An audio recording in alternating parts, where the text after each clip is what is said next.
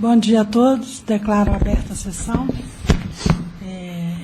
Antes de darmos início aos trabalhos da sessão de hoje, eu dou as boas-vindas ao doutor Vitor Salino, que está iniciando hoje, nos dando o prazer de mais uma vez compor a nossa turma, em substituição à doutora Thais, a nossa presidente, que está de férias. E eu vou ficar aqui também no lugar dela na presidência, até ela voltar das férias. E submetida a ata da sessão anterior aos demais membros da turma, não havendo manifestação, foi declarada aprovada. E eu passo a palavra ao secretário da turma para o pregão dos processos na forma regimental. Digna presidente, Pois quero colher a oportunidade também para agradecer a amabilidade com que sou recebido sistematicamente aqui e por vossas excelências. A composição um pouco alterada, mas também os juízes convocados da 10ª estão se repetindo e nós nos encontramos em outras situações, o que gera uma harmonia muito grande. Doutor Eduardo também tenho encontrado em outras turmas frequentemente, né, com uma rotina diferente, mas a minha alegria de dividir com o senhor também, e com o secretário doutor Guilherme, que meu querido amigo e que eu admiro e gosto de trabalhar. Muito obrigado a todos e que tenhamos uma boa sessão em um período muito profícuo. Muito obrigado. Doutora Lucilde, eu só queria fazer um registro que foi concedida a aposentadoria para o doutor Orlando Tadeu de Alcântara, e eu queria fazer esse registro, sim, dia 14 de julho foi concedida, né, do companheiro, colega super bacana que ele foi, e desejar, assim, ele é do meu concurso, e desejar, assim, que Deus o guie e ilumine nessa nova caminhada de aposentado. É com a nossa adesão, felizado, né? Com a nossa adesão também, senhor? Não, meu... Muito bom, né? A nossa adesão. Adesão de todos, da Procuradoria, da OAB. Os filhos deles advogam. Vou dar os filhos. Vamos pregando os processos. Pois não, doutora. Bom dia. Iniciamos pelo processo número 14 da pauta. É o RO 536-2013. A relatoria é do excelentíssimo juiz convocado, doutor Alexandre Wagner de Moraes Albuquerque. A revisão da excelentíssima desembargadora, doutora Lucilde da Ajuda Lira de Almeida. Recorrentes, Mari Metal Leve S.A. e Altair da Silva. Recorridos os mesmos. Inscritos para sustentação oral pela recorrente reclamada, doutor Edson Antônio Fiuza Gutierrez.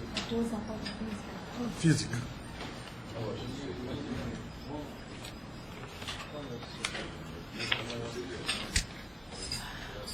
A palavra ao relator para a conclusão do voto. Eu estou ficando com a segunda opção. Eu já conversei com o doutor Vitor também, passa a ser a minha opção também, não tem unânime. Conheço dos recursos interpostos, afasto a preliminar suscitada e, no mérito, nego-lhes provimento. O advogado está com a palavra. Oi, não, obrigado. Senhora desembargadora presidente, senhora desembargadora, senhores desembargadores, senhor procurador, senhoras secretárias. Senhor presidente, aqui pedindo vênia, sua excelência, o doutor desembargador relator, a quem sempre rendemos nossa homenagem. Quanto ao recurso do autor, espero que seja mantida a proposta de voto que foi encaminhada. Aqui, senhora presidente, não se pode negar, como reconheceu, aliás, a respeitável sentença, numa longa sentença, que a doença que efetivamente acomete o autor é discopatia degenerativa, doença degenerativa do disco vertebral da coluna, que foi, segundo a conclusão pericial, um pouco agravada pelo modo de trabalhar. Mas conclui também a respeitável sentença, senhora presidente, egrégio colegiado, o reclamante foi sim submetido a uma cirurgia.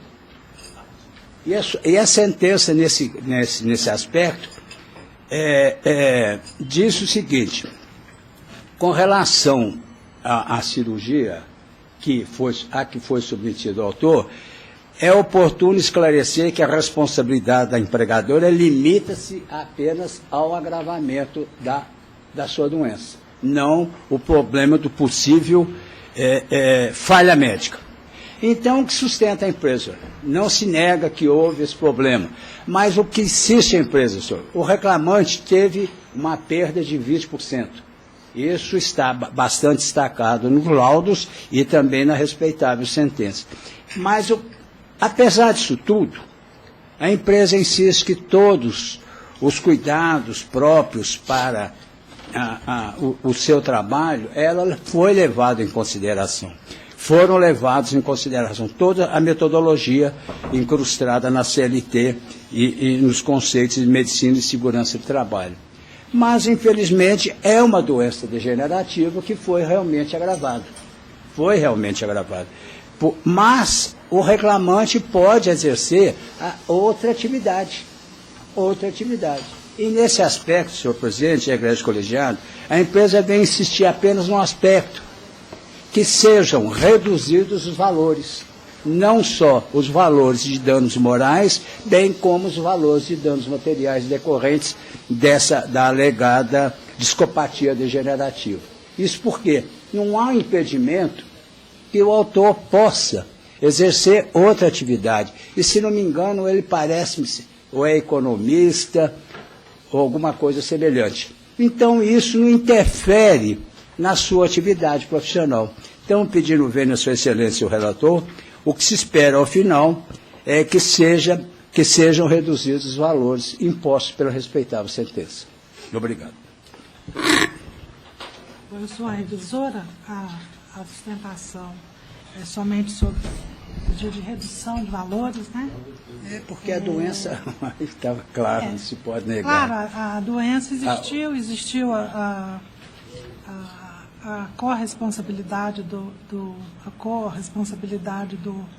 da empresa e os danos morais em 20 mil, os danos materiais 49 mil, o fato de ele poder exercer outras atividades, a gente sabe que não está fácil nesse momento de crise, né? E o trabalho mais qualificado, às vezes, torna mais difícil ainda, né?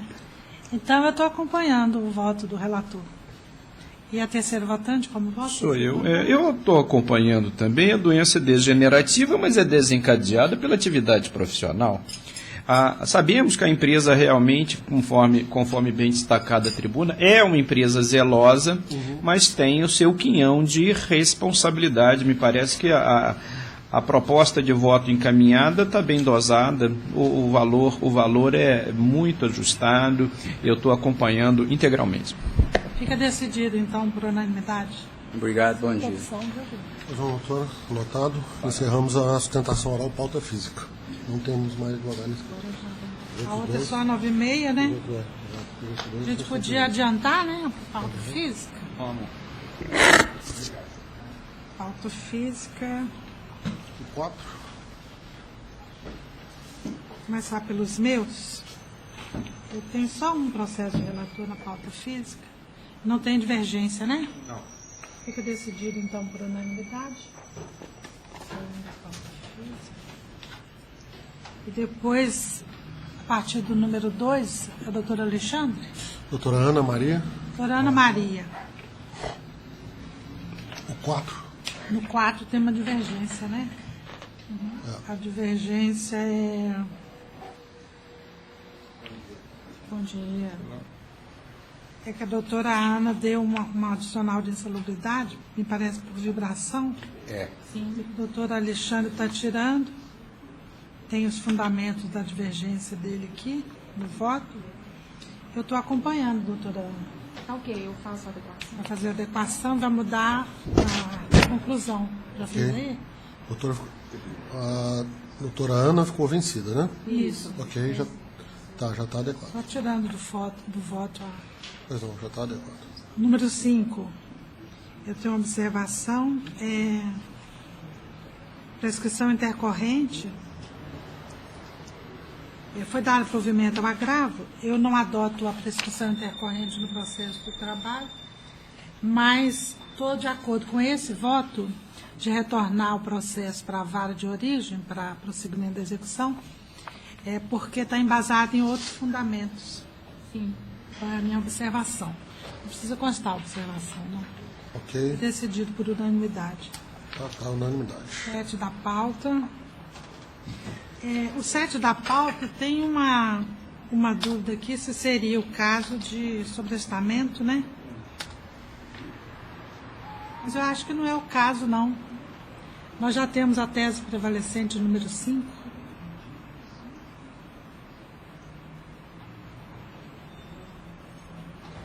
Inclusive, eu posto a minha posição, mas ressalvando que realmente a turma tem decidido que não é o caso de sobrestamento.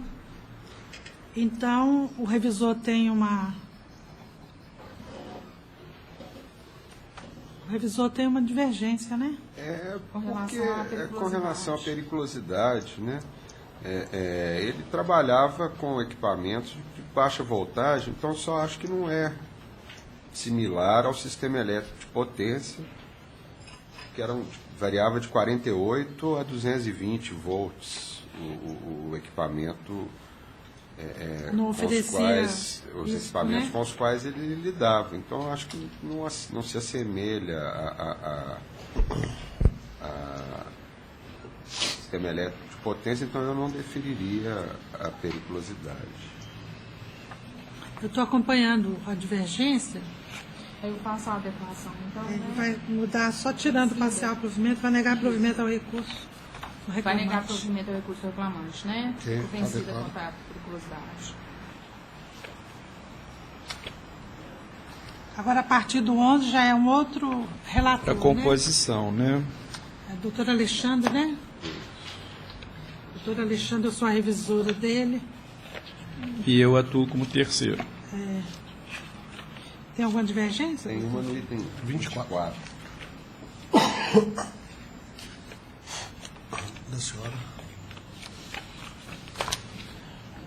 Da prescrição. 24 é uma divergência minha.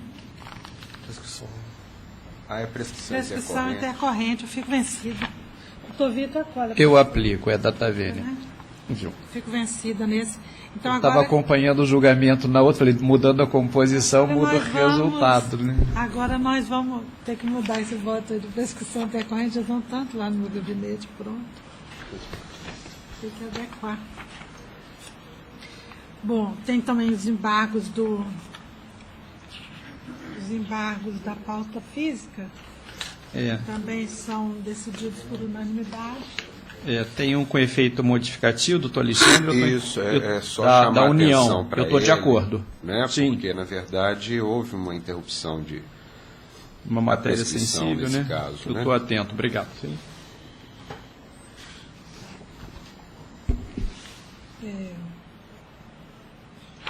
Também estou de acordo. Então, agora o processo PJE só começa às 9h30, né? Temos que esperar um pouquinho. Pelo menos já demos uma adiantada.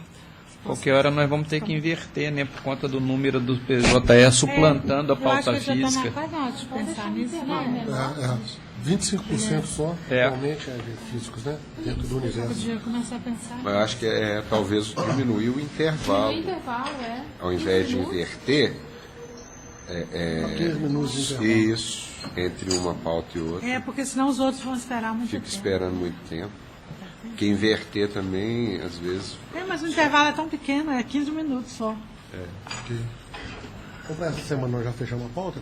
Na outra semana a gente diminui 15 minutos. Tá? Se passar para 10 minutos, né? não, porque hoje é meia hora. Meia hora. É meia hora. É 9, 9 e meia. Ah, é 9h30, tá certo. colocar 9h15. Passar para 15 minutos.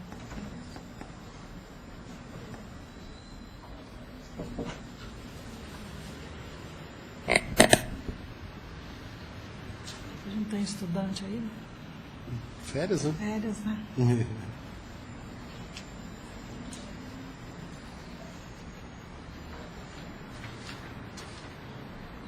Ok.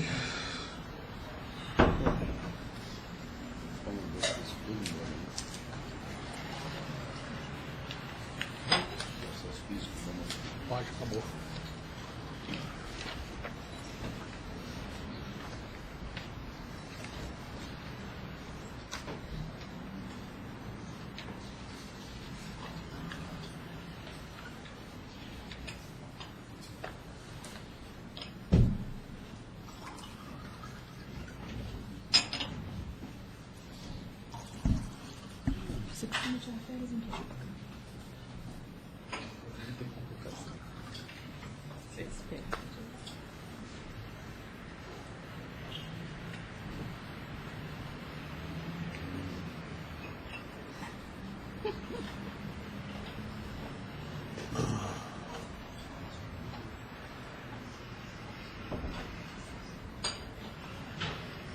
Você que passa.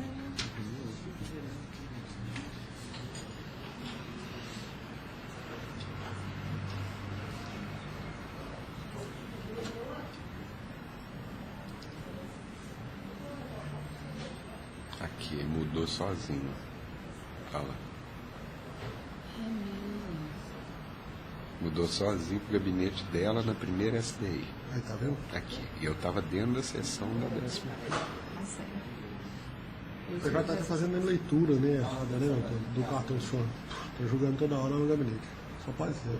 Mas se fosse isso, ele nem me permitiria Sabia acessar que tá o dele, a vontade dele ia o apresentar. gabinete. Não é Ele aquele está mudando, ele é está loiro, né? falhando em algum momento ele. Sabará. As duas portas devem estar Sábado abertas. como Né? titular É. da Sabará. O gabinete foi Bom, né? O Ricardinho colocou hoje. Ele pode estar abrindo acesso aos dois e no desenvolver do trabalho, ele, por ele mesmo, ele muda. Né?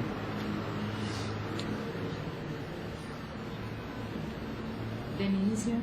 Isso é que é o perigo, né? Denise, De repente, com os dois votos abertos, um voto Mas não foi ainda. passa Então, e por na hora de outro. assinar, Denise Vieira Prado. Pode assinar. sai a assinatura em que nome mora lá do no outro gabinete, com o meu nome, efetivamente, mas de outro gabinete. Isso pode gerar uma confusão no andamento aí do processo. quanto tempo de férias ela Um automático de um cola-copia, se a gente abre um voto, depois abre outro, o voto de um é incorporado no outro processo.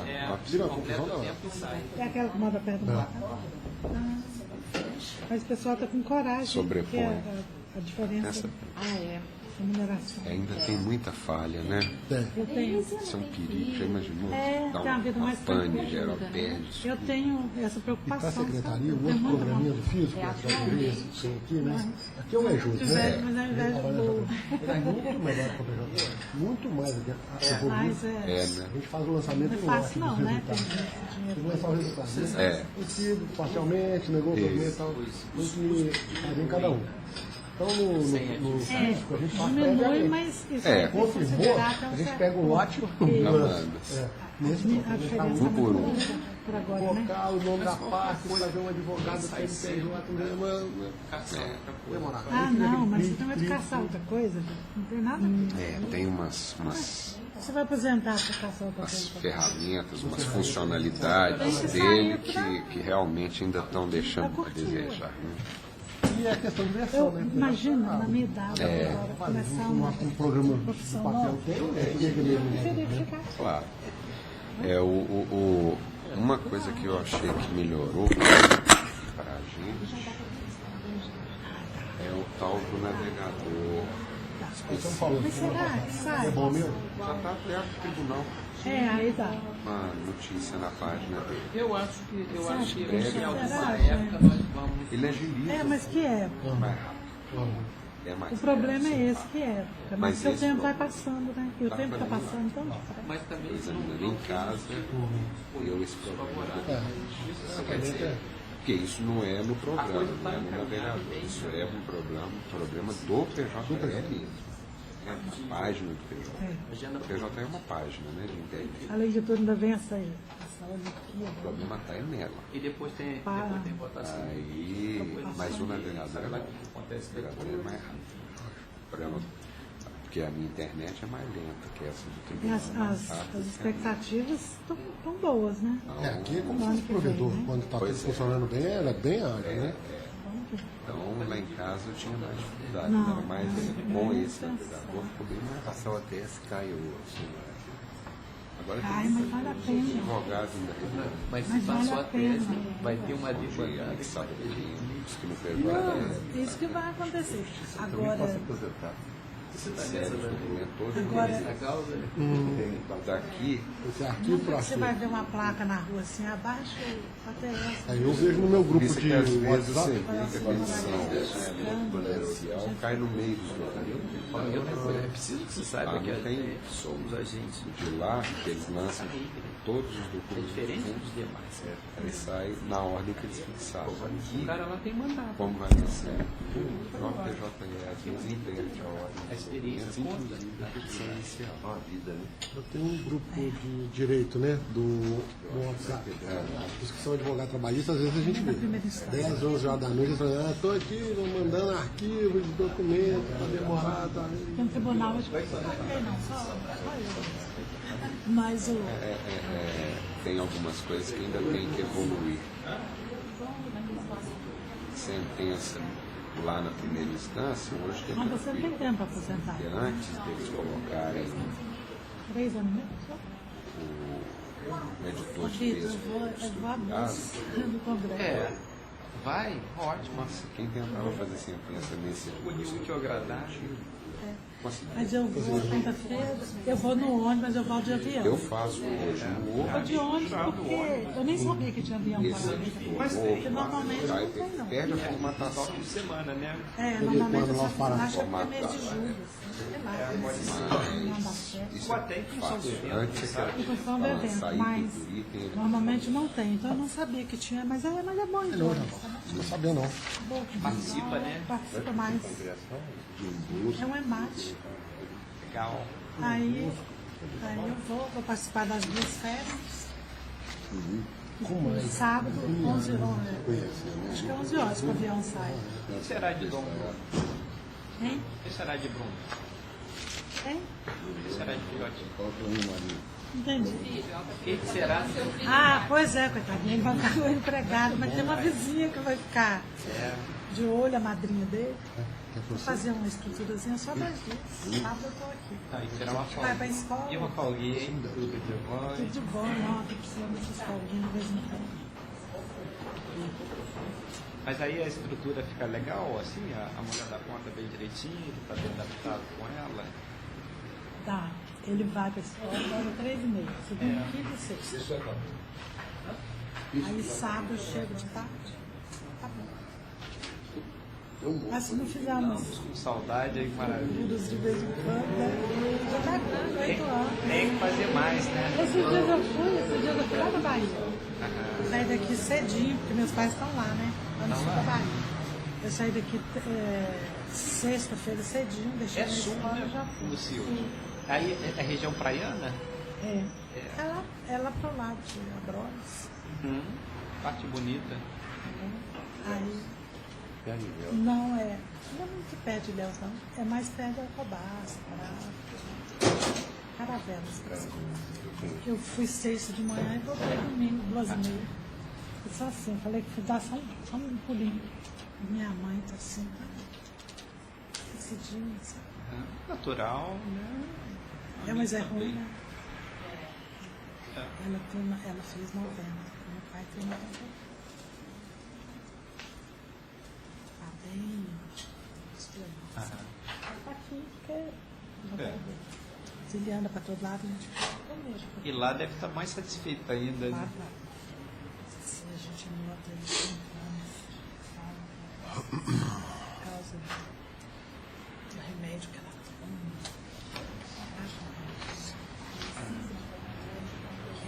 Que tem que ir no médico para parar. Ela está esquecida por causa do remédio. Mas a gente acha que não é, é porque é da idade mesmo. Mas como ele está lúcido, eu acho que ele está querendo aceitar, sabe? A pessoa vai apagar. Não, e para quem convive é mais impactante, né? Você vai acompanhando as perdas, né? Sofrido. E ele também já é idoso, já está mais sensível. Ah, mas é ruim. Aqui, mudando um pouco o assunto, a coisa de uns 15, há 3 semanas eu tive no TRT5 para dar por dentro com CPC novo, né? E aí, papo vai, papo veio. As pessoas estavam falando que a ideia que a gente tem, né? Do sul da Bahia, parte boa, parte de lazer. Os caras lá de Salvador falando, que os juízes do trabalho do Sul trabalham muito mais do que os da capital. São poucas varas com muito movimento. Fulano tá louco. Não é bem assim o negócio, não. Fica perto da taça. Agora lá em Caravelas não tem justiça do trabalho, não. Tem só justiça comum. Mas é por isso, mas que tem movimento. É isso que faz com que determinada vara da jurisdição, que aí não vou saber qual, fique apertada de serviço. É. O TRT5, ele concentra muito a jurisdição, né? Se desenvolveu, é um estado imenso, e que se desenvolveu pouco pelo interior. Verdade. Quer dizer, se desenvolveu não economicamente, né? Porque economicamente sim. Não levou foi o serviço público correspondente. Mas mesmo economicamente desenvolveu pouco. É um turismo menos expressivo, sei se Porque é longe, né? Pra você ter ideia, agora que tem avião pra lá, não tinha nem avião. Avião é só para Porto Seguro. Fica longe de lá. Aí agora fizeram um avião lá no aeroporto de Teixeira de Freitas. Por isso que eu fui. Porque eu fui e voltei de avião. Porque antigamente não tinha jeito de ir. Como é que você pega um ônibus e vai para um carro? É muito longe. é longe, é longe. Aí agora tá mais tranquilo. Mas e fica com isso? Uma irmã que mora lá e agora que foi um irmão. Teixeira de Freitas é bem sul mesmo, né? É, Perto de Minas, né? é. Perto de Nanu, Quem é de lá? E aí, Moretti. O Helder é de lá. Tô vendo. Nosso colega aqui. É? Ah, não sabia. do aeroporto lá na cidade, quantos quilômetros? De Caravelas?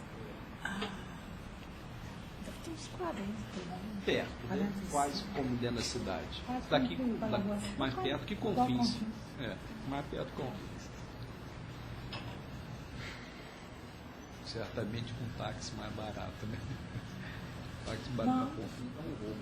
Não é, não. O táxi lá é mais caro. É, Tá bom. mais caro. Agora, se for lá em Caravelas, tem um aeroporto melhor. Mas questões políticas, né? Porque Teixeira de Freitas é uma cidade maior. Aí eles puseram o avião lá. Mas Caravelas, inclusive, fica mais perto. Pro Prado e para Alcobaça. Vê só, que recebe um fluxo grande de turista. Mas tem o aeroporto Tem, bom. e não pousa nada E lá? agora, com essa reforma que fizeram tudo quanto foi aeroporto, né? É. Fizeram lá também. Uhum. Não fizeram nada lá. Fizeram a reforma para nada. Vê só. Só, né, para... Mas se tem o aeroporto, é só questão da Infraero criar Mas a política, a né? infra Tem aeroportuária. vontade política, porque a política do Teixeira de Freitas É mais forte, né? mais forte, né? 9h30, podemos dar início à pauta do PJE. Eu passo a palavra ao secretário para o pregão dos processos na ordem regimental. Sala da excelentíssima relatora, doutora Lucilde da Ajuda Lira de Almeida, é o processo número 13 da pauta, o RO 10762.98. Recorrente Luciana Mara de Castro Pereira e recorrido Shutter do Brasil Limitado. Escrito para sustentação oral, doutor Edson Ferreira Quirino. Pela reclamante recorrente. Qual que é o nome da pauta? É o 10762. O primeiro, isso. Abrindo aqui.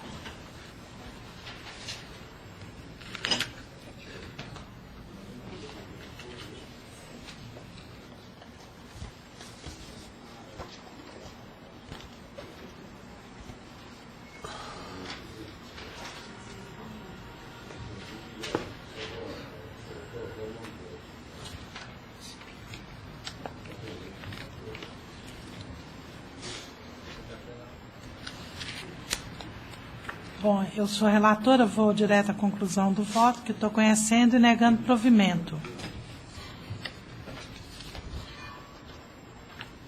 O advogado é da recorrente, né? Outra parte, sim, A senhora. palavra, viu, doutor? Ok. Muito bom dia, senhora presidente, desembargadora relatora, demais desembargadores, colegas presentes. O caso trata aí de um acidente de trânsito envolvendo um trabalhador. Essa reclamante, o trabalho dela consistia em fazer inspeções de dados em garantias. Resumindo, ela era obrigada a vencer longas distâncias na malha rodoviária, diariamente, em veículo, conduzindo o veículo, para que, chegando ao local, fizesse as inspeções, elaborasse os relatórios, enviassem para a empresa e dali tinha que partir para outra inspeção em outra cidade, em outro estado da federação, inclusive. Essas agendas, restou comprovado nos autos, que eram elaboradas exclusivamente pela reclamada e obrigatoriamente cumprida pela reclamante. Ela não tinha qualquer ingerência nos agendamentos. Nas razões do recurso, eu achei por bem transcrever os e-mails que não foram analisados no juízo de primeiro grau,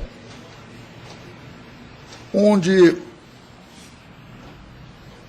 a reclamada impôs à reclamante 2 visitas em cidades distintas, em que a reclamante questionou: pois eu estarei em Goiás e terei que ir para uma outra cidade de Minas,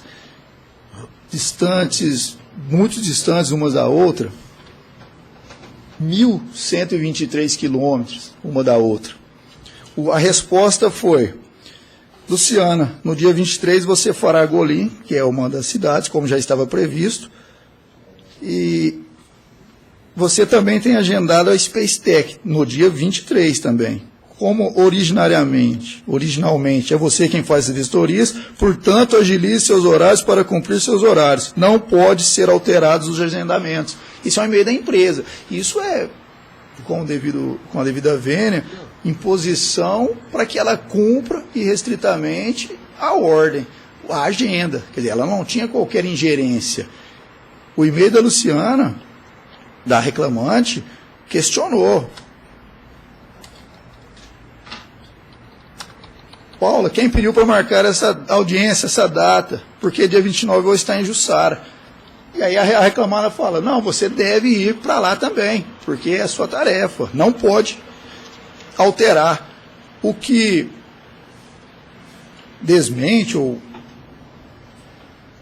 é o contrário do que disse a preposta em audiência, dizendo que ela poderia reagendar a visita, ou que a testemunha da reclamada disse que não precisava cumprir metas de visitas. Precisava. Os e-mails trocados pela empresa são provas de que tinha que cumprir a meta. Outro e-mail onde ela reclama, ela questiona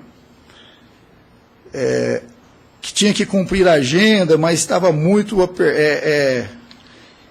extenuante essa agenda. O supervisor dela ainda fala no final do e-mail: olha, se você não está satisfeita com a estrutura atual da Shooter, fique à vontade em solicitar seu desligamento da empresa. Isso é pressão. É pressão em cima da reclamante. Olha, você cumpra,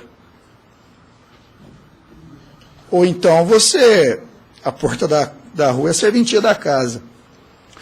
O veículo que ela conduzia, a empresa pagava um aluguel, ele alugou o veículo, então era veículo disponibilizado pela empresa. O acidente é incontroverso. Ela trabalhava mais de 2 anos na empresa nesse labor, diariamente na estrada, percorrendo 1.000 quilômetros, 900 quilômetros, tendo que fazer a inspeção, relatório, enviar para a empresa. A estrada, ela é estressante. Quem vive diariamente, longos períodos nas estradas rodoviárias, sabe, isso não é desconhecido por ninguém, que é estressante. Quando há uma pressão para cumprir metas, para chegar no local, no horário combinado, dizendo, olha, você não pode mudar, você tem que fazer. E isso torna muito mais estressante, muito mais arriscado. E isso, a responsabilidade da empregadora torna-se muito maior, porque o risco torna-se muito maior. Não é um risco normal, não era uma viagem que ela estava fazendo. Era 2 anos nessa pressão, nessa lida, nessa labuta diária. Portanto, o fato dela ter se acidentado atravessando um cruzamento, se o pare era para ela, com todo o respeito, eu acho que o caso aqui merece uma análise diferente, não uma análise fria, olha, de quem que era o pare, se não parou, a culpa é sua. Não, porque havia muitos outros elementos que fez com que ela, naquele momento, não tivesse percebido, nem ela soube, porque ela perdeu a memória curta, nem ela soube dizer na hora o que aconteceu. Ela disse, olha, é o que está no boletim de ocorrência. Agora, é fato que a empresa cobrava, inclusive por telefone celular, a preposta, as testemunhas comprovam isso, ela não podia desligar. Ela percorreu, nas datas que antecederam o acidente, no domingo, 910 quilômetros. Na segunda-feira, 1.078 quilômetros. E isso percorre, faz a inspeção, relatório, envia para a empresa. E 423 quilômetros na terça. E no dia do acidente, ela tinha que percorrer 903 quilômetros, porque ela estava saindo de uma cidade para Paracatu, e de lá ela teria que ir para Goiânia, fazer a inspeção em Paracatu e ir para Goiânia. Então, o fato de que era o início da jornada, o que poderia levar a entender de que ela estava descansada, no caso, é equivocado, porque essa jornada ela vem extenuante dia a dia, e ela já saiu pressionada para fazer Paracatu e depois ir para Goiânia. 953 quilômetros fazendo a inspeção e parando. Telefone, e a empresa cobrando, inclusive, por telefone. Ou seja, a culpa é da reclamada. E aqui eu até digo, se não é exclusiva da reclamada, culpa concorrente há. Porque a reclamada não pode simplesmente submeter o funcionário aos riscos das estradas, cobrar cumprimento de metas, porque os e-mails comprovam que havia meta. Muito embora a testemunha tente mostrar diferente uma testemunha dela, mas tinha cumprimento de metas porque os e-mails mostram isso, e os e-mails são endereçados para a supervisora e para as 2 testemunhas que falaram a favor da reclamada. O que leva a quê? Que essas testemunhas quiseram, inclusive, legitimar o seu trabalho, porque elas participavam do processo de agendamento das metas. Então, dessa forma, o fato de haver um sinal de parada obrigatória, por si só, não quebra o nexo causal, com devido respeito, e a reclamada não pode submeter o reclamante aos riscos das estradas, aumentando sobremaneira a pressão e assim os riscos, e depois dizer, bom, se capotou, o problema não é meu, se acidentou e tinha um sinal de parada obrigatória e você não viu ou por qualquer motivo passou, aí o problema também não é meu. Me parece que neste caso específico, rogo a vossas excelências uma análise nesse sentido, que neste caso não é um simples avanço de parada obrigatória, mas sim uma exposição a um risco acentuado do empregador, que, por não respeitar as normas de segurança, não se pode submeter a uma jornada estressante na estrada, como é a dos autos, sem o mínimo de segurança. Assistência, se vossas excelências avançarem para o mérito, a assistência demorou 3 dias para a empresa, e quem estava entre a vida e a morte, 3 dias pode ser tarde demais. Ela sobreviveu porque assim é a vontade de Deus. Demoraram 3 dias, de 2 a 3 dias, para poder dar o tratamento adequado. Porque eles queriam receber, eles não queriam pagar, na verdade, de forma alguma. E é assim que eu termino a minha fala, pedindo a vossas excelências que deem provimento ao recurso, porque o risco seja pela responsabilidade, teoria, a responsabilidade objetiva, seja pela subjetiva, merece provimento ao recurso. Muito obrigado pela atenção. Era isso. Bom, é isso. A reclamante, ela trabalhava como inspetora de qualidade em cidades de Minas Gerais e Goiás também, realmente percorria longas distâncias. A prova testemunhal revela que ela trabalhava com o carro dela, até por opção dela mesma. E um dia, no início de uma jornada de trabalho, às 9h30 da manhã, num cruzamento, perdeu, não observou a placa de pare, placa obrigatória, e acabou que sofreu um acidente, ficou hospitalizada. Eu, assim como juiz de primeiro grau, eu não entendi pela culpa concorrente da empresa em face da jornada dela, porque era o trabalho dela, ela foi contratada para isso, era isso que ela fazia. Então, não obstante ela realmente percorresse grandes distâncias, mas ela se comprometeu a cumprir esse trabalho, dirigindo o próprio carro, de modo que eu não vi por si só essa culpa concorrente. E a culpa objetiva da empresa em casos de motorista de estradas, eu não aplico.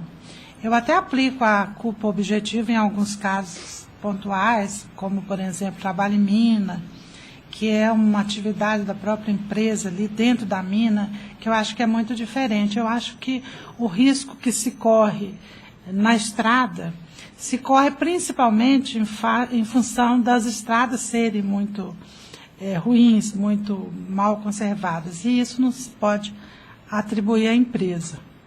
Cada um tem sua atividade, cada um escolhe ou se vê compelido a exercer determinada atividade. Eu acho que só por isso não se deve aplicar a responsabilidade objetiva. A reclamante está dizendo que não foi atendida pontualmente, prontamente pela empresa, porque teria ficado 3 dias no hospital até ser transferida, mas eu não vejo o fato dela ficar 3 dias no hospital como uma revelação de que a empresa não tivesse dado a ela um tratamento adequado. Às vezes até o fato de ter ficado 3 dias se faz necessário pelas formalidades que as coisas requerem e pelo próprio estado de saúde da pessoa. A reclamante pretende danos materiais, danos morais, o juiz de primeiro grau indeferiu, e eu peço ver a sustentação oral. Lamento muito o que aconteceu com a reclamante, mas eu estou mantendo a sentença e negando provimento ao recurso. E o revisor é o doutor Alexandre? Não, doutor Vitor. Não. Pois é, doutora. Realmente é um caso tão peculiar, porque a narrativa do doutor, em linha com o que os autos demonstram, né? E ele estava ouvindo atentamente, ele falando da extenuante tarefa dela, da jornada, e é compatível com o que está dito, e quem conhece a região, as distâncias são grandes mesmo, né? Então é um trabalho muito penoso. E ele falando do trabalho dela. E eu pensando aqui, quer dizer, quando ela pegou o trabalho de manhã cedo, que será que ela já não tinha feito? Quais outras atividades inerentes à vida dela, né? Quer dizer, a vida do trabalhador não é só enquanto ativado no trabalho, né? Então, o trabalho extenuante é um dos elementos, né, a preocupar todos nós que vivemos o mundo do trabalho, que pensamos o mundo do trabalho.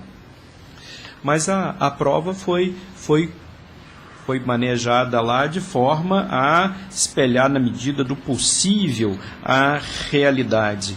E com os elementos que nós temos, há a ponderação que poderia gerar um entendimento diferente, seria a responsabilidade objetiva, que não é a forma como eu vejo o caso. Para mim é subjetiva, e sendo subjetiva, não temos como prover o recurso. Eu estou acompanhando a relatoria.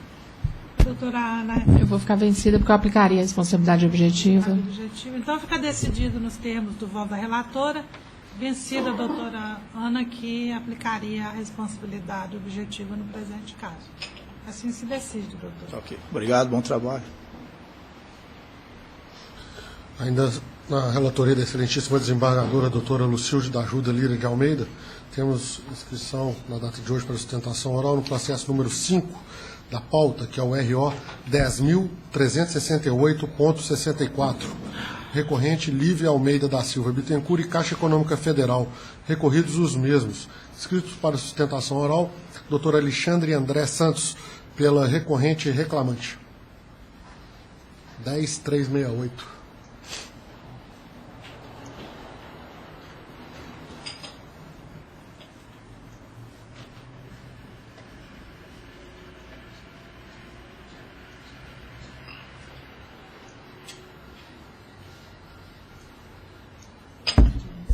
Nós já temos vários processos desses aqui, inclusive teve uma discussão muito ampla no pleno anterior, né, de quinta-feira passada, a respeito desse assunto, né?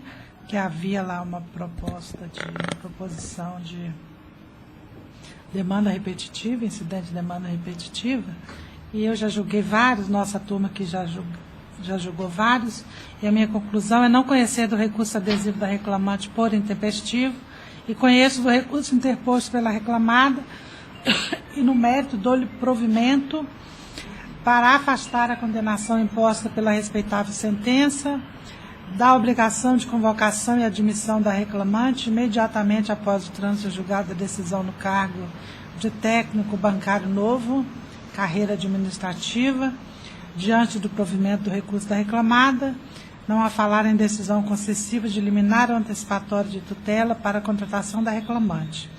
Em virtude do ônus de sucumbência, devendo a autora arcar com o pagamento das custas processuais, no importe de R$1.000, calculado sobre o valor atribuído à causa de 50 mil, isento na forma da lei. A segunda reclamada poderá pleitear a devolução das custas pagas na forma da instrução normativa número 2 de 2009 da Secretaria do Tesouro Nacional, que prevê a restituição providenciada pela Diretoria de Assuntos, Orçamento e Contábil deste egrégio regional. O senhor está pela reclamante? Sim. Então, o senhor tem a palavra, doutor. Bom dia, excelentíssimos desembargadores aqui da 10ª turma do egrégio Tribunal Regional do Trabalho da 3ª Região. Bom, como relatado, trata-se de preterição da reclamante, né, aprovada em concurso público. Preterição essa porque a Caixa Econômica Federal, né, reclamada, contrata terceirizados para exercer a mesma função, né, de técnico bancário novo. Tá? A classificação da reclamante é de 378, né, para o polo de Belo Horizonte. Né? Bom, sabe-se que a terceirização só pode acontecer para atividade meio e não para atividade fim da empresa. Né? Para a atividade fim, existe o concurso público, assim como bem estabelecido no artigo 37, inciso 2º da Constituição Federal. O concurso público é o meio idôneo para exercer as atividades fim. O candidato passa por toda uma preparação para alcançar sua aprovação e, após a aprovação, cria uma expectativa de nomeação, qual é frustrada de forma ilegal pela Caixa Econômica Federal ao contratar terceirizados para exercer a mesma atividade fim, né, da reclamante. Bom, essa frustração se dá, repita-se, pela contratação ilegal de terceirizados para exercer atividades do cargo que a reclamante foi aprovada. Né? Dessa forma, prova-se no processo que os terceirizados realizam as mesmas atividades fins dos aprovados do concurso público. 2. Que o número de terceirizados ultrapassam e muito a classificação da reclamante. 3. A preterição da reclamante, que faz com que suas expectativas de direito por estar em cadastro de reserva, na esfera da discricionariedade da administração pública, né, se convalida, né, se transforma em direito subjetivo à nomeação por conta dessa terceirização. Né? Bom, quanto ao primeiro ponto, os terceirizados realizam essa atividade fim. Temos que o item 2.1 do edital, né, do concurso público de 2014, assim dispõe o trabalho realizado pelo cargo de emprego público de técnico bancário novo. Né? Prestar atendimento e fornecer as informações solicitadas pelos clientes e público. divulgar e prometer venda dos produtos da Caixa, tá? E realizar outras atribuições correlatas, tá? Eu peguei apenas um pregão eletrônico específico, dentro dos tantos que eu juntei no sistema eletrônico, é o pregão eletrônico 887065 de 2014, tá? E o objeto desse pregão eletrônico, tá, para contratação de mão de obra precária, terceirizada, é o mesmo das atividades de técnico bancário novo. Se não, vejamos. Contratação de teleserviço, telemarketing no atendimento e abordagem e tratamento de ocorrências dos produtos, serviços e sistema de objeção da Caixa pelo período de 24 meses, tá? Vence agora a contratação em setembro de 2016, está vigente ainda, conforme os documentos juntados nos autos. Incluindo serviços operacionais de atendimento, por meio de multicanais, telefone, e-mail, chat, etc. Além desse serviço de telemarketing também, juntamos provas nos autos que existe o serviço de recepção, tá? Na recepção das agências bancárias. Quando alguém vai sacar algum dinheiro e não consegue ter intimidade com o caixa eletrônico, aquela atividade da pessoa que o recebe é a atividade essencial de técnico bancário, tá? E não de terceirizado. Então é atividade fim, não é atividade meio. Logo, não poderia ser terceirizada, né? Quanto ao segundo ponto que passa a debater, é que o número de terceirizados ultrapassa e muito a classificação da reclamante. Junta-se aos autos uma lista com o nome e o cargo de cada terceirizado e a função que exerce, tá? Dentro dessa lista, existe no mínimo 1.135 trabalhadores exercendo a atividade fim, de forma precária, né? A respeitável sentença de primeiro grau assim analisou que a reclamada, né, no caso da Caixa Econômica Federal, sequer contestou as alegações postas na inicial que realizou a nova contratação da Plansul, uma das empresas contratadas para a terceirização, em junho de 2014. Ou seja, não houve manifestação na contestação desses documentos que eu juntei na inicial. Para a continuidade de prestação do serviço por mais 2 anos, como eu já falei, vence agora em setembro, envolvendo aproximadamente 1.135 trabalhadores. Fatos que se presume, portanto, verdadeiros no termos do artigo 341 do novo Código de Processo Civil, né? O terceiro ponto que passo a debater é que a preterição da reclamante, que faz com que a sua expectativa de direito, por estar em cadastro de reserva na esfera de discricionariedade da administração pública, se transforma, se convalida em direito público subjetivo à nomeação. E, com a devida vênia, não sou eu que estou dizendo isso. Quem está dizendo isso é o Supremo Tribunal Federal, é o Tribunal Superior do Trabalho e diversos tribunais regionais do trabalho das regiões pelo Brasil, né? Eu, particularmente, sou de Brasília, da 10ª região, tenho decidido favoravelmente em todas as 3 turmas que nós temos lá no TRT-10, né? Passo, então, a explanar alguns pontos da jurisprudência mencionada primeiramente na Suprema Corte, né? De relatoria do ministro Teori Zavascki e do ministro Gilmar Mendes, também em outro processo análogo, julgado em 2014, cujo eles se manifestam. Conforme a orientação pacífica dessa Corte, a ocupação precária por terceirizados para desempenho de atribuições idênticas de cargo efetivo vago, para o qual há candidatos aprovados em concurso público vigente, configura ato equivalente à preterição da ordem de classificação do certame, ensejando o direito à nomeação, né? No mesmo sentido, de relatoria do ministro Gilmar Mendes, né, análogo a Rosa Weber também, todas essas jurisprudências juntadas também aos autos, decidiram, comprovados os autos, que o banco reclamado, tratando-se de banco, promoveu contratação precária para a execução de serviços destinados aos aprovados no concurso público, configurada está a preterição da reclamante no certame. Tá? Nesse sentido também, vem decidindo o nosso Tribunal Superior do Trabalho, né? De relatoria do ministro João Orestes Dallazen, da 4ª turma, publicação de 2014, final de 2014, que decidiu, segundo o atual posicionamento do Supremo Tribunal Federal, do STJ e do TST, a mera expectativa de direito à nomeação do candidato aprovado em concurso público converte-se em direito subjetivo à nomeação caso comprovada a contratação de pessoal de forma precária, para cargos de atribuições idênticas às do cargo público, almejando pelo candidato preterido. Né? No mesmo sentido, nós temos de relatoria de outros ministros, não vou citar para não prolongar, mas como o meu Alexandre de Souza Angra Belmonte, né? Maria de Assis Calcin, né? Que decide 2014 também, DJ Justiça do Trabalho de 2014, também documento juntado nos autos, decidiu que esse tribunal já se manifestou no sentido de que não há somente expectativa de direito de candidato aprovado em concurso público, cadastro de reserva. Quando a administração pública, no prazo de validade do concurso, contrata terceirizados no lugar de concursados precedentes, tá bom? No mesmo sentido, ministro Marco Eurico Vitral Amaro, da 8ª turma, tá? Ministra Dora Maria Costa, 8ª turma, também do final de 2015 essa decisão, né? Bom,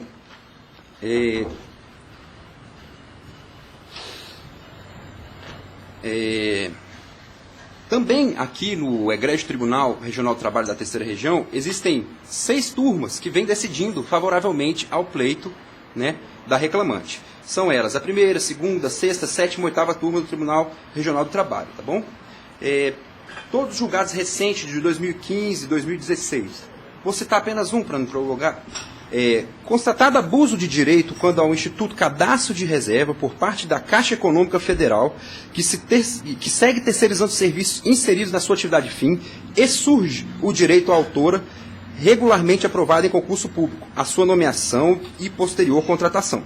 No caso, tem-se que a necessidade de técnicos bancários da Caixa Econômica Federal é comprovada pelo grande número de empregados terceirizados no setor de telemarketing, de venda, de recepção, que realizam atendimento e vendas de produtos da Caixa Econômica Federal, atribuições típicas do cargo de técnico bancário novo, o que se impede a criação de vagas e nomeações dos aprovados do concurso público. Ou seja, se não fosse a contratação de terceirizados, a reclamante estaria certamente já nomeada, contratada e exercendo o emprego público pela discricionariedade da administração pública, né?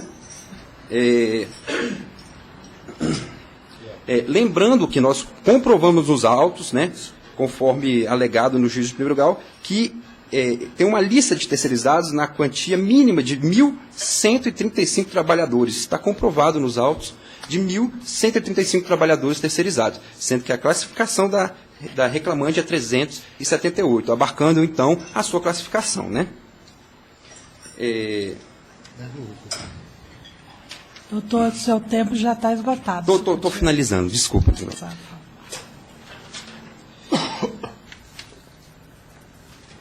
Bom,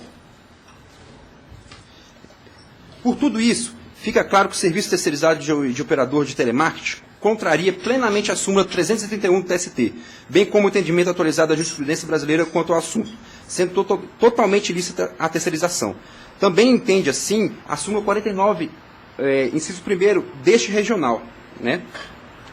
Acompanhado também de jurisprudência pacífica da SD1 do TST. Trata-se de fato público e notório, evidenciado em centenas de reclamatórios envolvendo a matéria, que a terceirizou sua atividade fim, contratando a empresa Plansul para a prestação de serviços de call center no atendimento de seus clientes, né? Assim, é evidente a preterição dos candidatos ao se terceirizar essa atividade. Pelo exposto, as vagas dessas funções devem ser preenchidas pelos aprovados em concurso público, como no presente caso em tela, né? Por fim, ante o exposto, sendo vazia a fundamentação jurídica do recurso ordinário, data vênia, interposto pela recorrente, espera a recorrida que lhe seja negado provimento, mantendo-se incólume a sentença atacada no que foi julgado procedente, né? Ou ainda, se não for esse o melhor entendimento dessa corte, né, que a reclamada seja mantida no cargo, né, no emprego público, até o trânsito em julgado da presente lide, né? Porque isso ainda vai subir para outras instâncias, e como ela já está trabalhando, ela já foi contratada e está exercendo a atividade, já passou no curso de formação, então seria muito traumático ela ter que sair e, porventura, ter que voltar daqui a um tempo.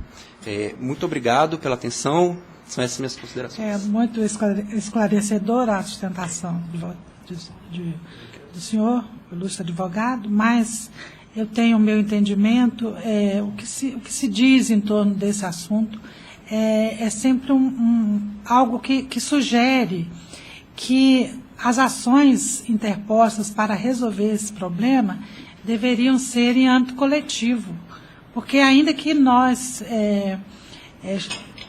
apurássemos com a absoluta segurança que todas essas terceirizações que se fazem para preencher vagas da Caixa fossem ilícitas, ainda assim restaria a questão de saber se a reclamante de cada processo, o reclamante de cada processo, ele estaria apto a exercer, a assumir de imediato aquele cargo para o qual ele fez um concurso público. Então, eu acho que isso deveria partir do Supremo Tribunal, do próprio TST, em âmbito coletivo, ou através de uma ação civil pública interposta pelo Ministério Público, e para então se buscar uma conscientização da própria Caixa no sentido de uma vontade política de resolver essa questão. Porque eu acho que mesmo no âmbito de uma decisão assim mais coletiva, é difícil a gente encontrar a solução para situações específicas, como são essas colocadas no âmbito de demandas individuais. Então, por isso que eu peço vênia, mas eu mantenho o meu voto e indago se há divergência. Eu vou ficar vencida, doutor Luciano. Presidente, a questão... O doutor gastou o tempo dele que ele estava precisando realmente se esforçar para ver se mais uma turma lhe atende. A questão posta em julgamento é muito objetiva. E a categoria jurídica em que o fato se insere é mesmo na expectativa de direito. Não tem outra categoria jurídica. Agora, nossa digna presidente lembra e relatora lembram fatos.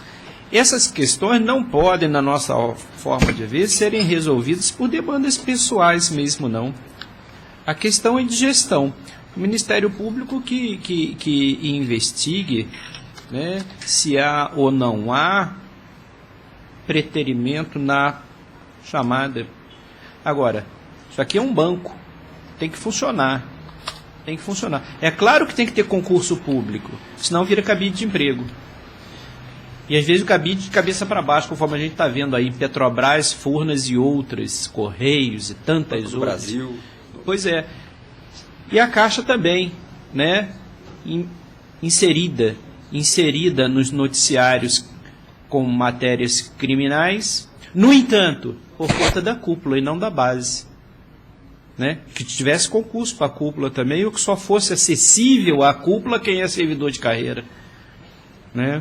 Agora, o fato é que tem que tocar. Nós mesmos mandamos milhares de pessoas, a Justiça do Trabalho manda para a Caixa Econômica Federal milhares de pessoas todos os dias, né? Por conta da administração do Fundo Garantido, Seguro-Desemprego e outros benefícios sociais muito, muito próximos a nós.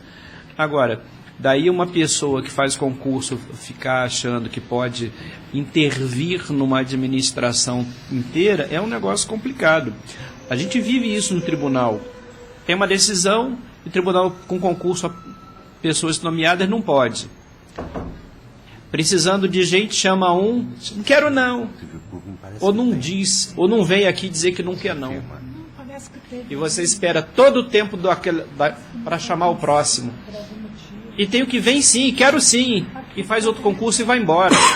E a administração pública fica refém da situação. Não pode tocar o serviço, que é o que acontece aqui, que acontece lá. A Caixa acha um meio. Se o meio é idôneo ou inidôneo, no plano individual é impossível. E no plano individual, a categoria jurídica em que o direito da pretendente aqui, da autora, se insere é de expectativa de direito mesmo. Por essa razão eu estou acompanhando a relatoria com a devida vênia da Eminente juíza Ana Espírito. Então, a doutora Ana está Vencida. vencida. Muito obrigado mais uma vez, viu? Tchau, tchau. Mas que a coisa está ficando boa pro seu lado, tá. Vai ter que resolver isso. Mas é como Vossa Excelência disse, não é por meio de ação individual, né? Então, vamos ao próximo?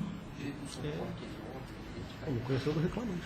A senhora é autora? Essa provocação é Doidinha para importante. ser chamada, né? Como nós, né? Fizemos concurso, estamos todos no mesmo barco, a gente sabe como é.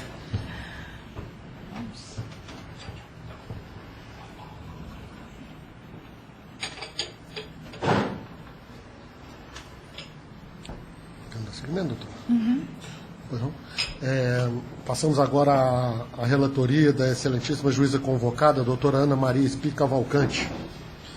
Processo número 1 da pauta. Sua sala é o RO 10.001.13 de 2016.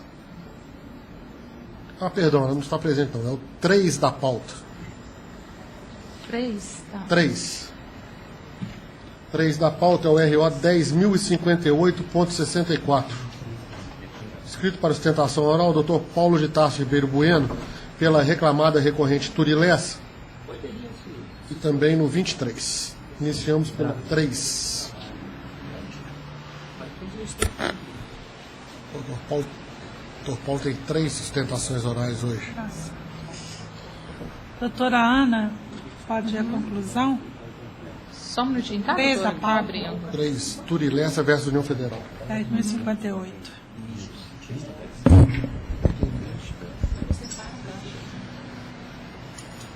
Essa é uma cautelar, né? A doutora Ana está...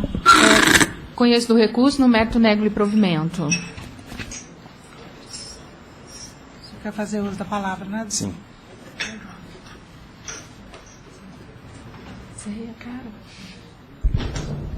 Assim.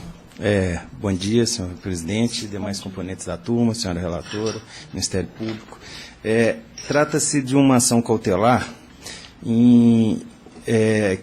preparatória para uma ação anulatória de auto de infração. E ela é uma ação em que a empresa, sim, tem interesse, porque ela foi extinta sob a alegação de que a empresa não teria interesse, em razão de que já existe decisão do Supremo, falando que não há necessidade do depósito para recorrer administrativamente e que os pedidos já teriam sido feitos na ação principal. Data vênia, a ação cautelar ela é prevista e é possível sempre como uma ação acessória e preparatória. E é justamente esse caso, porque a empresa entende que ela teria condições de fazer o depósito do valor de 50%, que é permitido, em razão do desconto que é dado pelo Ministério, por lei, né, em razão dentro dos 10 dias após a cominação de multa. Então, se a empresa pode fazer esse depósito no valor de 50%, e isso a impede, sim, de um recurso administrativo, mas não a impede de discutir a questão judicialmente, então, data vênia, esse depósito também poderia ser feito nesse percentual de 50%, e sim garantiria a possibilidade da empresa já evitar que a empresa fosse colocada na dívida ativa, e em razão disso, e cobrada através de uma execução fiscal. E é em razão disso mesmo que a empresa, dentro desses 10 dias, fez o depósito dos 50% e entrou com essa ação cautelar, que é a ação própria, preparatória, da ação principal, porque nesses 10 dias é difícil da empresa, inclusive, conseguir fazer já tudo, uma ação principal, discutindo, eram vários e vários autos de infração que chegaram todos de uma vez só, que o Ministério do Trabalho também não manda um de cada vez, não. Ele mandou, foram vários e vários. Então, em razão disso, a única forma que a empresa teve foi essa ação cautelar, uma ação preparatória, e fazendo o depósito desses 50%, que já garantiria essa possibilidade da empresa não ser colocada na dívida ativa e não ser cobrada em execução fiscal. Então, em razão disso, data vênia do voto da relatora, entende que deve ser dado provimento sim ao RO para admitir a cautelar e determinar a liminar que foi requerida para evitar que a empresa seja colocada na dívida ativa em razão daqueles autos de infração. Obrigado. Bom, a doutora Ana já colocou a conclusão dela, né, mantendo o voto do juiz de primeira instância. E o revisor é o doutor Alexandre?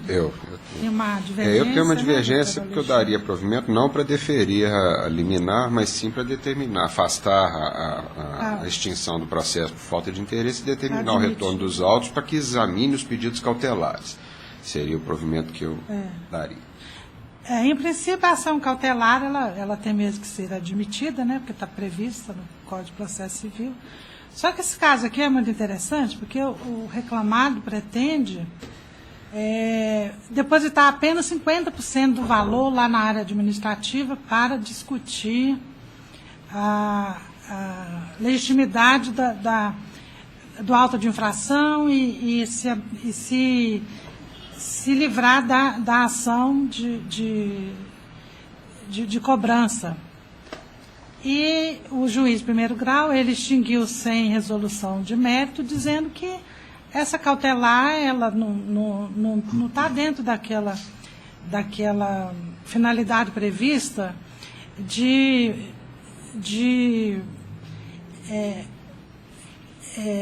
como que eu vou dizer? De se prever a urgência da questão e se obter um provimento antes mesmo de entrar com a ação principal. Acontece que esse depósito já foi julgado inconstitucional pelo Supremo Tribunal Federal. Teve a ADI, e a ADI foi julgada procedente, e esse depósito ele foi julgado inconstitucional. Não se precisa mais fazer esse depósito para discutir. E eu entendo também, como a relatora, e também como juiz de primeiro grau, que isso aí tinha que ser discutido no âmbito da própria ação de anulação ou seria, no caso aí, o procedimento seria mandar fazer, montar como é que fala, gente? Esqueci aqui, né, o nome do negócio. E aí, isso seria enviado à Justiça do Trabalho para execução, caso não fosse pago lá na área administrativa. Eu não vejo uma razão realmente para se conceder essa possibilidade de resolver isso através de uma ação cautelar. Não, teria que ser uma ação principal mesmo. O juiz do primeiro grau está certo, porque nós já temos assim tanto processo, né? O judiciário já está tão assoberbado com isso aí. Então, eu estou acompanhando a relatora e estou acompanhando o juiz de primeiro grau, extinguindo. Então, fica decidido nos termos do voto da relatora e o revisor vai ficar vencido. O que eu disse e me fugiu era a inscrição da dívida ativa, né? Pois mas a única forma de inscrição pagar da os dívida 50% ativa seria nessa situação. Mas só não precisa pagar, porque esse 50% aí já foi julgado inconstitucional, ninguém paga mais não. Não, era 100% que você precisava para recorrer. Os 50%, se você paga os 50%, você não pode recorrer administrativamente, mas não impede de você recorrer na justiça. Pois não impede. Então você pode recorrer sem pagar. Então não há necessidade desse provimento. Principalmente através de Mas a quantidade foi muito grande. Eles mandam assim, nesse caso, acho que são 20, 30. Se você, dentro Pois desses é. 10 dias que Mas você a tem para fazer razão- o pagamento, você ainda fazer negócio, com a cautelar, você entra com a cautelar, fazendo o depósito razão- antecipatório, e você tem 30 dias para entrar com a ação principal. E nesses 30 dias você tem essa possibilidade de discutir melhor essa motivação. Então, eu volto a repetir que esse depósito Tudo bem, foi entendimento, declarado tem entendimento, constitucional. ok. Tá bom. Então, fica decidido dessa forma. Pois não, doutor. Ainda na sala da relatoria da doutora Ana, nós temos mais uma sustentação oral do doutor Paulo, que é no processo, no 23 da pauta, o RO 10.495. Essa feita é pela Saritur Santa Rita Transporte Urbano e Rodoviário Limitado, reclamada recorrida. 10.495. Doutora Ana já conseguiu abrir? Pode Já, falar a consegui. conclusão. Conheço do recurso ordinário interposto pelo reclamante, com exceção das alegações e pedidos relacionados aos documentos de IDs A792808 e 5SCBE7C, no mérito do provimento parcial provimento ao recurso para condenar a reclamada a pagar ao reclamante o FGTS do período de 7 de janeiro de 2015 a 16 de dezembro de 2015, condenar a reclamada a pagar ao reclamante a diferença entre o valor do salário que receberia e o do benefício previdenciário pago durante o período de afastamento, 7 de janeiro de 2015 a 16 de 12 de 2015, incidirão juros e correção monetária na forma prevista no artigo 39 da Lei 8.177 de 91, artigo 883 da CLT, súmulas 200 e 381 do TST e OJ 302 da SDI 1 do TST. Para fins legais, declara a natureza indenizatória das parcelas ora deferidas, invertidos os ônus da sucumbência em desfavor da reclamada, fixo o valor da condenação em R$ 8.000, com custas no importe de R$ 160 pela reclamada. Tem a palavra, doutor. Bom dia novamente. Em relação a isso aqui, é uma questão de um suposto acidente de trabalho. O reclamante não fez prova, não requeriu perícia, nada, se baseia apenas num pagamento de um benefício que teria saído com a chancela de uma doença profissional. Mas essa doença, nem o acidente, não restaram comprovados. O juiz de primeira instância observou bem isso. Então, data vênia da decisão, do voto da relatora, essa decisão não pode ser mantida, porque não ficou evidenciado o acidente e nem a doença profissional, para serem deferidas essas diferenças e esse depósito fundiário.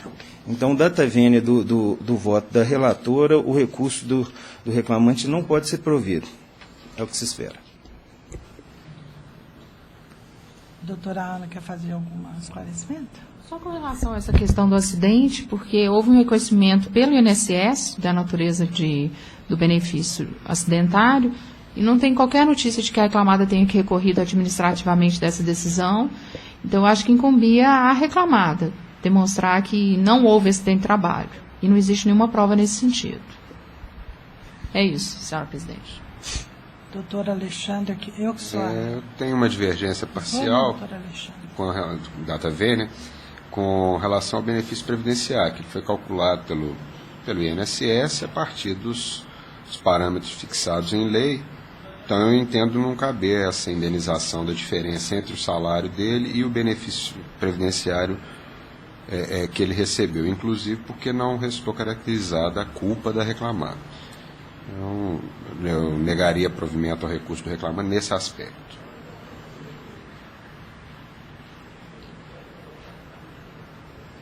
Parece que aqui o reclamante não retornou ao trabalho, né? E agora a reclamada está sendo condenada a pagar a diferença do que ele receberia na Previdência, não é isso? Ele recebeu o auxílio, acidente, né?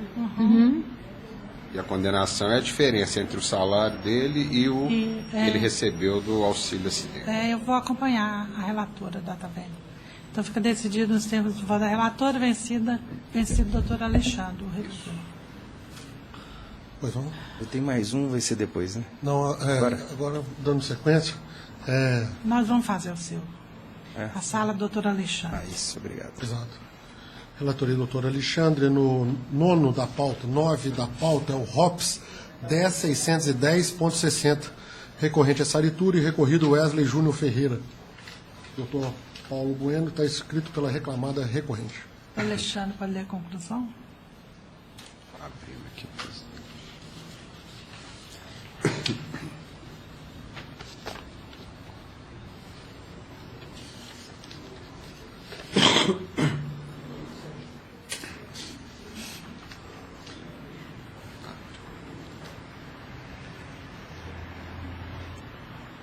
Eu conheço do recurso ordinário interposto pela reclamada, das contrarrazões e, no mérito, nego provimento ao apelo, mantendo a sentença por seus próprios fundamentos. Fazer a sustentação, doutor? Não. Então, tem divergência? Não, senhora. Eu também voto nesse processo, estou de acordo. Isso se decide. Nossa. Retornamos à relatoria da doutora Ana Maria Espica Valcante. 11 da pauta é o RO 10.268.84/2016, escrito para sustentação oral, doutor Vinícius Martins Cavalcante, pelo recorrido reclamante. Doutora Ana, 11 da pauta, com a palavra para a conclusão. O 11, né?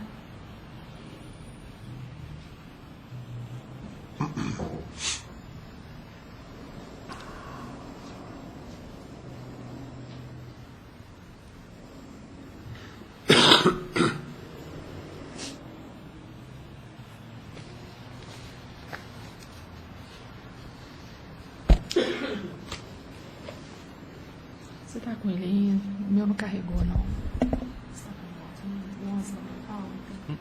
O meu já abriu. Está lento. O meu também não abriu, não. O meu já abriu aqui. Aí, agora, só um minutinho, tá, gente? O 10.268, não é? É.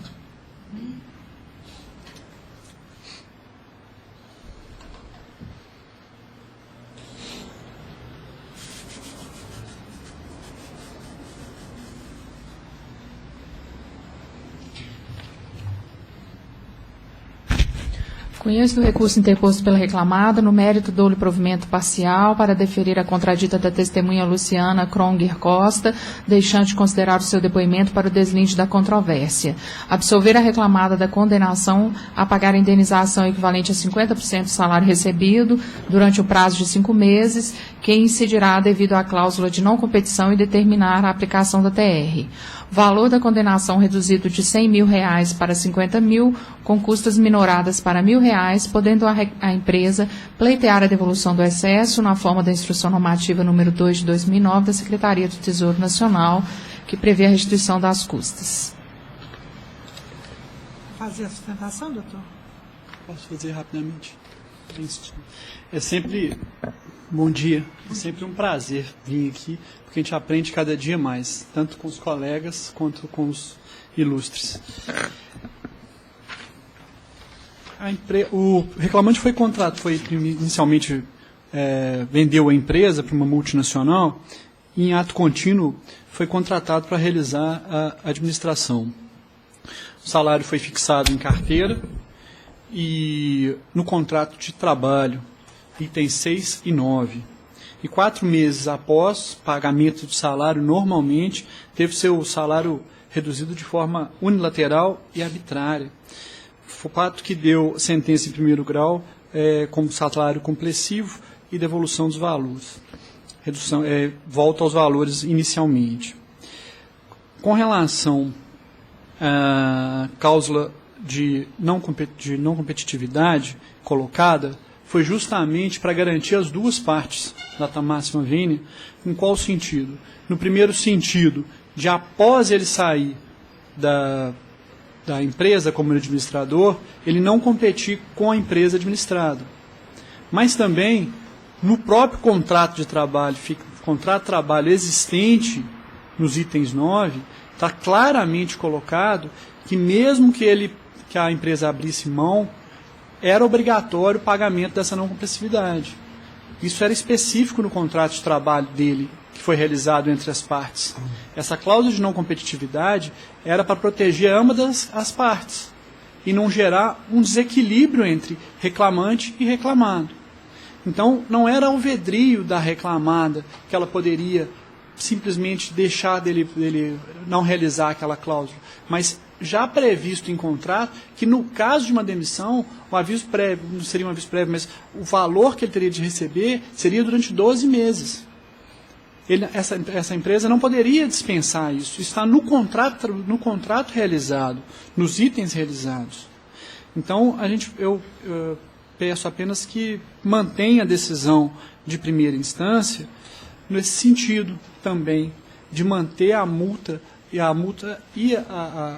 o pagamento da cláusula de não competitividade, que a empresa veio pagando e faltando 5 meses para ela acabar de pagar, ela simplesmente parou de pagar esses valores, indo contra o contrato de trabalho realizado, que está bem claro nesses itens.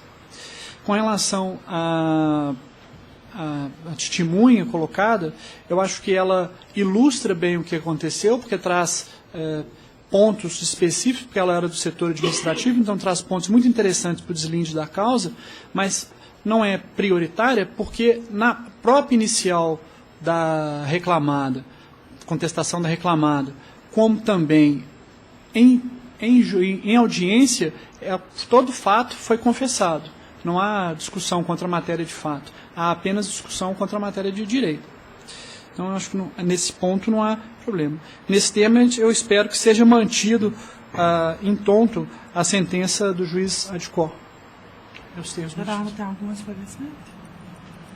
Com relação a essa questão da cláusula de não competitividade, que foi registrado no voto que a tradução juramentada comprova que não era exigido o consenso das partes, nem que cabia ao devedor abdicar de cumprir a obrigação imposta, mesmo porque apenas o credor pode renunciar à obrigação. Assim, tendo a ré exercido validamente seu direito de renúncia, nada é devido ao autor, que também ficou isento da obrigação a ele imposta. Por isso que eu mantenho a minha proposta de voto. Máxima, o que ocorre? No mesmo contrato de trabalho, meu cliente, por verdade, não tem obrigação de inglês, mas no mesmo contrato de trabalho, é bem específico que caso haja divergência entre português e a tradução, vai prevalecer o português. Isso está no contrato de trabalho. Então, essa diferença que deu do contrato de trabalho no inglês, do contrato de trabalho em português, por obviedade e até por decisão dessa corte de outras, deve valer a de português, porque não é obrigação do reclamante. O senhor já fez a sustentação, doutor? Acontece que consta aqui do voto que esse contrato que está dizendo que era o contrato individual entre as partes e que admitia essa cláusula, esse contrato é apócrifo, não tem assinatura. Não, mas ambos os dois já confessaram que esse contrato é válido, todos os dois colocaram o mesmo contrato. Não, mas o reclamado está contestando. E isso é fato, né? Isso está nos autos. Bom, eu estou de acordo com o voto da relatora, não vejo divergência do doutor Alexandre, né? E assim se decide nos termos do voto da relatora. Muito por unanimidade. Obrigado. Bom dia. Seguinte ao 32 da pauta, o ROPS 10.726.74 de 2016. Escrito para sustentação oral, o Dr. Guilherme Teixeira de Souza, pela reclamada recorrida, o Café Três Corações S.A. O recorrente é o reclamante Leandro Ferreira dos Santos. Doutora Ana, com a palavra. Está carregando. Problemas do futuro. Da evolução tecnológica.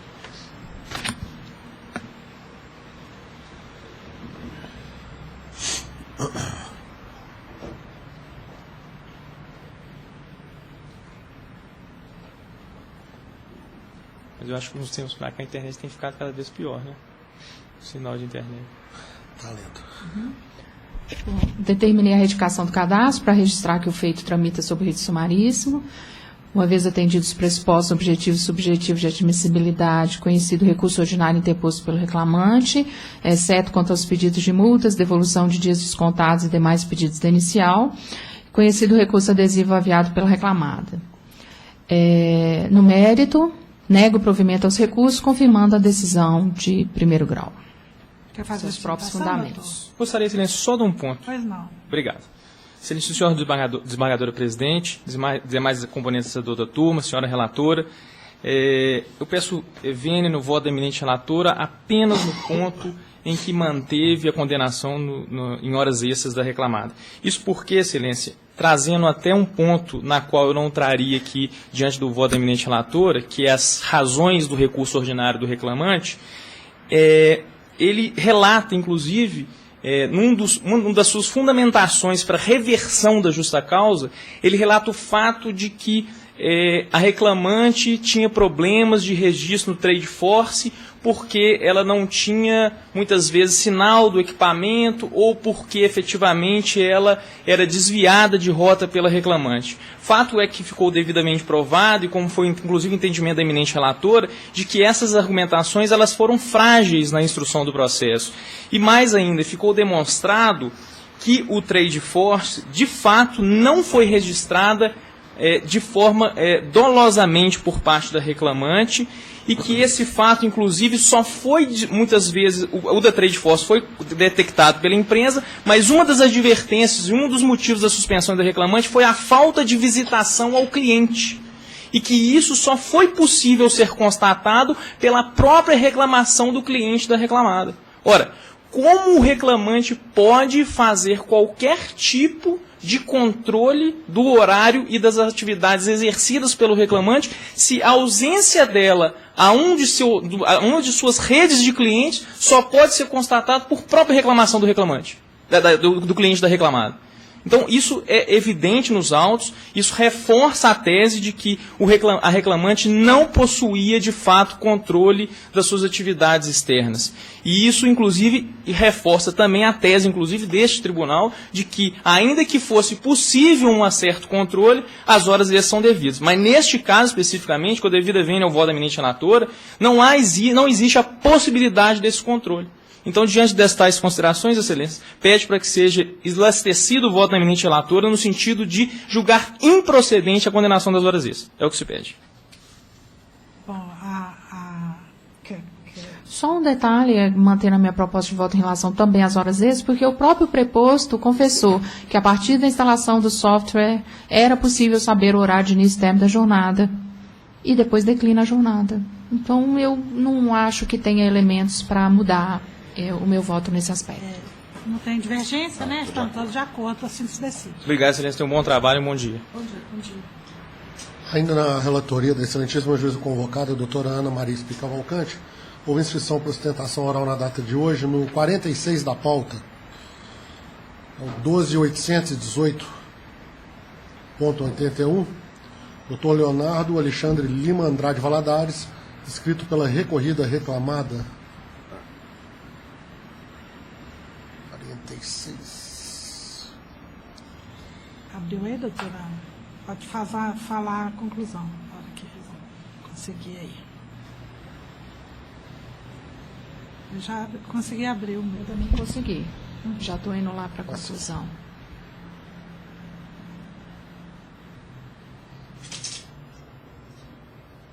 Conheço do recurso, no mérito nego-lhe provimento.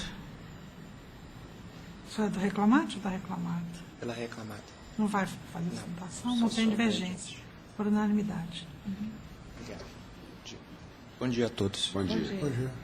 Encerramos, passamos à sala da relatoria do excelentíssimo juiz convocado, doutor Alexandre Wagner de Moraes Albuquerque.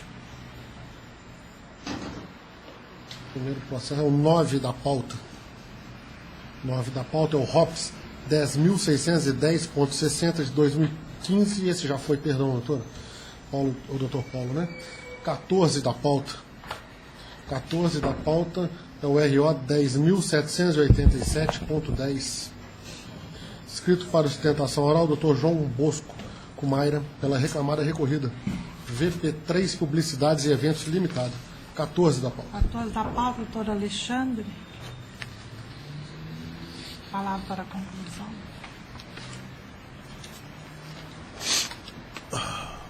Newton. Tá bom, doutor.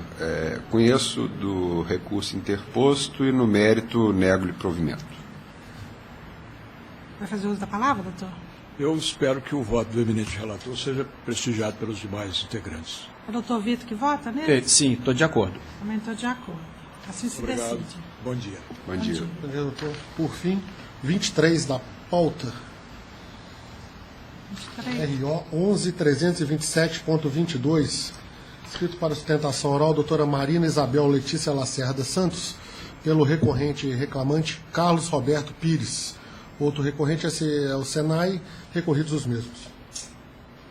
Doutor Alexandre. Primeira, né? Eu conheço dos recursos interpostos, no mérito, nego-lhes provimento. Fazer uso da palavra? Sim. Excelentíssima presidente, na pessoa que eu cumprimento os demais membros, bom dia. O reclamante ele pleiteou o enquadramento como na categoria dos professores e com a aplicação, assim, das convenções coletivas estabelecidas pela Simpro, Sindicato dos Professores do Estado de Minas. Tinha o objetivo, então, de resguardar o direito ao recebimento das verbas ali deferidas e ali, né, expostas naquele instrumento, bem como o pedido de diferença salarial em relação ao acúmulo, provado acúmulo de função. Brilhantemente, a sentença reconheceu, né, o enquadramento na categoria dos professores, no entanto, negou o deferimento com relação à aplicação das convenções coletivas da categoria dos professores. A sentença, ela entendeu, com relação ao indeferimento, que o enquadramento sindical observa a atividade preponderante do empregador. No entanto, o reclamado, recorrido, ele é a entidade integrante do denominado, né, Sistema S do setor industrial brasileiro. O seu regimento interno tem, né, por objetivo a educação e a formação de profissionais. O reclamado, então, é uma paraestatal.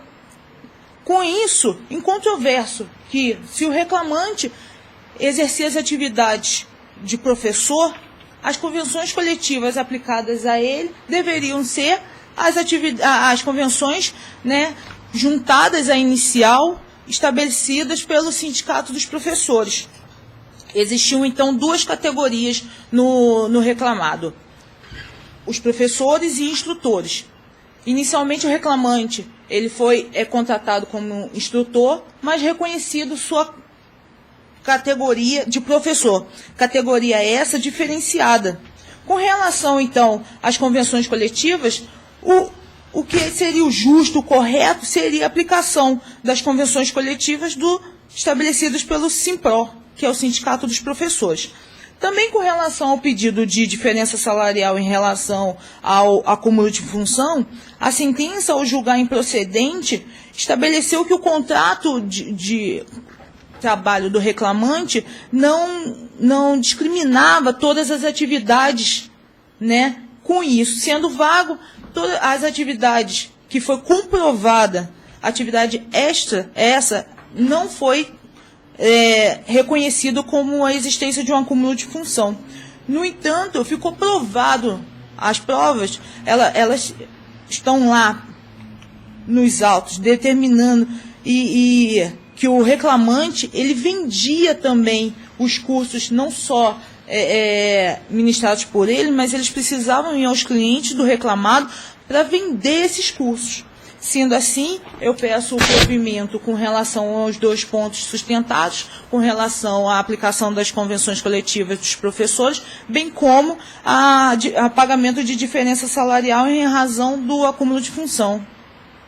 Doutor Alexandre, tem alguma coisa? Presidente, a questão da aplicação da norma coletiva, eu reconheço a condição de categoria diferenciada como professor. Só que a aplicação da norma coletiva é matéria já simulada pelo TST, que ela só obriga quem firmou a convenção coletiva, que não é o caso da reclamada, que não afirmou, não assinou aquela convenção coletiva pessoalmente ou através de entidade sindical que a representasse. Então, realmente, apesar de reconhecer a condição de professora, não se pode aplicar a convenção coletiva. E quanto ao acúmulo de função, eu também não vislumbrei o exercício de qualquer tarefa que extrapolasse as condições para a qual a reclamante foi contratada pelos próprios fundamentos da sentença. Então, eu mantenho minha proposta de voto, presidente. Então, não tem divergência, doutor? Fica decidido os termos do voto do relator por unanimidade. Bom dia a todos. Bom dia.